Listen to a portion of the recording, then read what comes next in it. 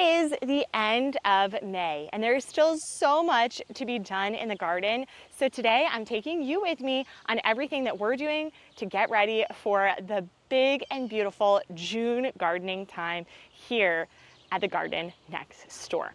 Some things that we're doing is planting some more seeds. I actually got some new zinnia seeds in the mail, so we're going to be putting those in the ground, and we'll talk about some techniques and tips for growing zinnia. We are prepping our garden. So in the years past, we actually had grass and raised beds, but we have made some significant changes in our garden, including actually getting rid of a lot of our grass. It was causing a lot of manual time mowing it pretty oftenly with a hand push mower, and it just wasn't the best use of our time. So we decided to actually get some mulch put in, which has also actually been a really big amount of time to set up. But what we're doing to actually get rid of the grass here is we've been laying down cardboard.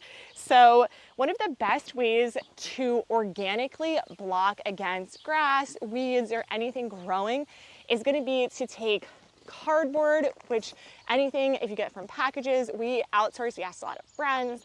We would go around on recycling days and pick up cardboard. And what you want to do if you are going to be doing it with cardboard is actually using the nice cardboard that doesn't really have anything on it, or if it does, maybe it only has black ink, not too many colors, because that can be not as organic material. You also want to make sure that when you're prepping your cardboard, you do take off all of the tape that you have, any plastic, any type of staples that are in it.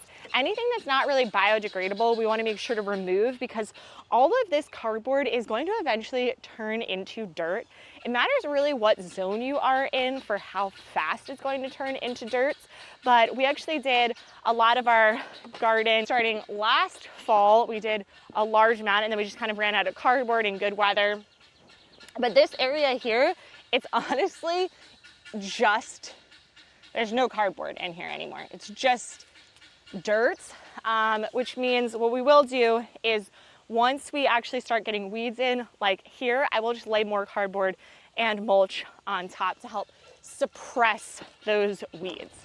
But this is a really great organic way to mulch. I really hate using any of those plastic types of tarping materials, gardening materials, if I can, just because it's not biodegradable and you're just leaching plastics into the earth. So this is probably our biggest project right now.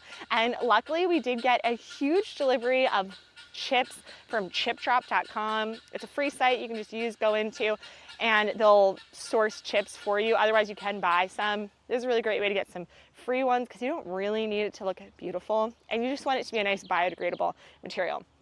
And I have found that mulching our garden has led to such beautiful, beautiful soil around it, which we'll break into a little bit, because the soil is really just the base of an amazing garden. But let's get to it. We're gonna mulch a bunch, and then we'll get on to some of the other tasks that we're doing to prepare for the big, beautiful summer in the garden. Now, one thing I do think a lot of gardeners or landscapers will tell you when using cardboard is to wetten it down first. And it can be pretty helpful to wet it down because cardboard can be pretty stiff, but you don't actually have to wet it. A lot of times I'll just lay it down, put it right over, and you just have to be a little more careful with how you're kind of walking on it. But otherwise, you really don't have to wet it. If you don't have a hose available or a water source and it's just gonna cause too much time and effort, don't worry about that step. For our garden beds, we're not gonna be using chips, but instead we're gonna be using straw. Straw is one of my favorite ways to mulch a bed because it's easy, it's light, it's affordable, and it works really well. So what we're gonna do is we wanna make sure that there's really no dirt showing on our beds. So I'm just gonna take this, and you can really do this at any stage of the planting, but the earlier you do it, the better, because it's going to do a few things. First off, it's going to create shade on the dirt so that it's not getting burnt, and all of the nutrients that are locked in our soil are not getting completely drained.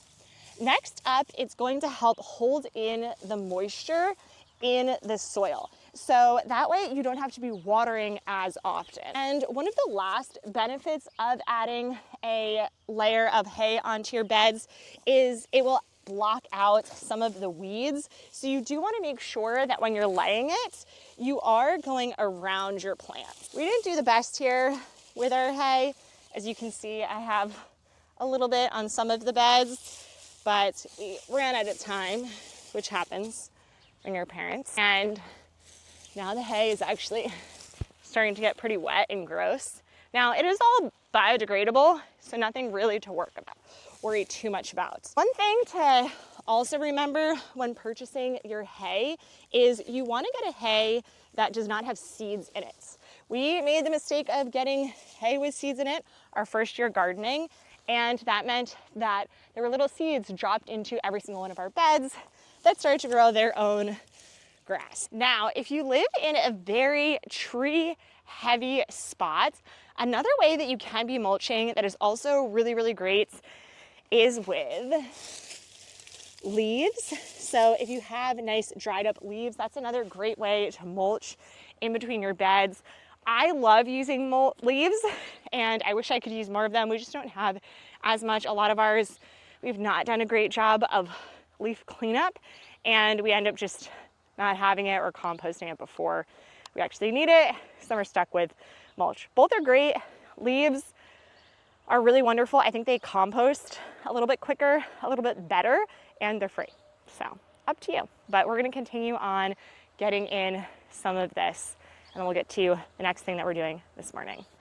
Next up, let's have a little more fun. We're going to be planting some of our zinnia seeds, and I absolutely love zinnia.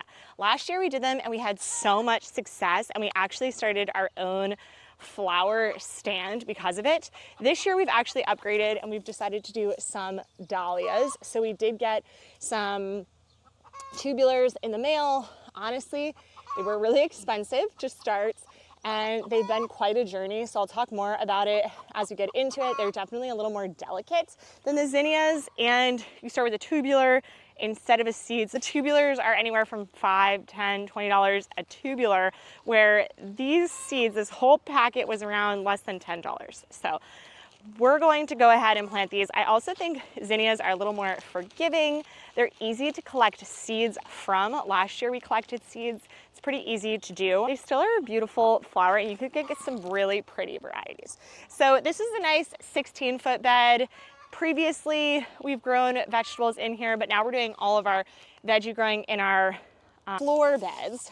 So these all raised beds in the front are going to be nice flower beds, and we're going to go ahead and just plant some nice beautiful rows of zinnias. And really, they don't need that much work or love, which is why they're great. So we're just going to do a few rows of these here.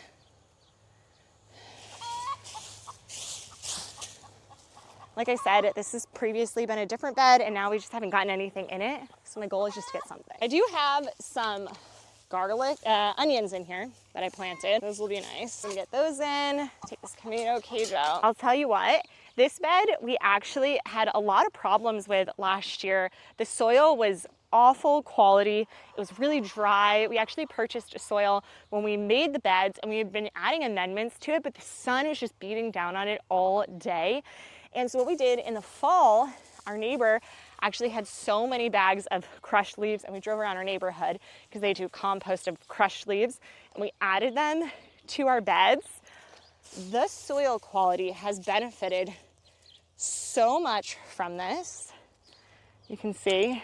And really, when you take your soil and you can clump it and it actually stays in pieces, is really, really great. You don't want it to be clay-like where you can't get into it at all, but it's really nice quality now. I accidentally got some soil in the bag, so now I think I have to plant all of them so they don't go bad. Whoops. I also love to joke, but I say, this is my summer manicure. Just dirt in the nails all summer. Okay, that's a wrap on those guys. Let's go to the next one. Our last task of the morning is going to be to fertilize all of our plants, and we do all organic gardening here. So something that I love is fish fertilizer. This has been really great for our gardens. We use this on our garden beds, and all you really need is, so I'm going to be watering these plants that we have over here as an example, but then I'll go ahead and also water our larger ones. And all you really need is just a small amount. It smells not so great. Pour this in here, mix it around in our water a little bit. I have a nice watering can. And then I'll just go in. These are some plants that we have starting, so I have to water them anyway.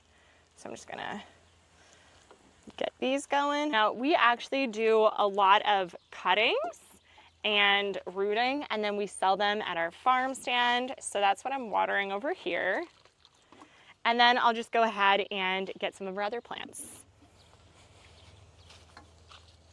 And really, a little goes a long way, so you don't have to spend that much time on them. Another hack that I will do to water a lot faster is I'll fill this up and attach it to our hose, the hose spout that it comes with, and you just kind of get that all set up. Right now, electric isn't working on our hose, so unfortunately, do have to do it by hand. But this is a really great way to expedite it, and if you can just buy one of these feeders, or you have one, or someone's giving away, I highly suggest. It makes it really quick and easy. Now we're going to fertilize our orchard trees, and for these I actually use a little bit different formulas. I use Farmer's Secrets. One is going to be for a rock fruit, and then the other one is going to be for all your other items. So what I'll do, again, I do have my little Miracle Grow scooper that I've previously used, and your fruit trees, what you want to do is do around 5 gallons of water per fruit tree, especially in those first couple of years when you get them in the ground and there is no rain. So I actually, Judy Riggs, we have a Home Depot bucket here, and we put a small hole in it, just drilled a nice little hole. And what I'll do here, this is a pear tree. So I'll get my item here. This is the first time I'm opening these of this season. So I'm just gonna go ahead here. It says for this, it makes 192 gallons. I'll quickly read it. 1 teaspoon for 2 gallons. So we're gonna do around 2 teaspoons here. Fill that bucket in. And then instead of putting the solution straight on our tree, I have my bucket of my formula. Fill this up. Usually we'll just leave that hose in there, then I'll start to set up the next one, and I go back and forth. It really helps expedite the process, and it makes sure that we're getting 5 gallons in for watering our trees, along with their nice organic fertilizers. Now, this is what a normal weekly morning will look like here on the homestead. Some things I did have to get done, like the mulching, which is not usually something I have to do, but I hope you enjoyed a morning on the farm, and we'll see you again next time. Bye.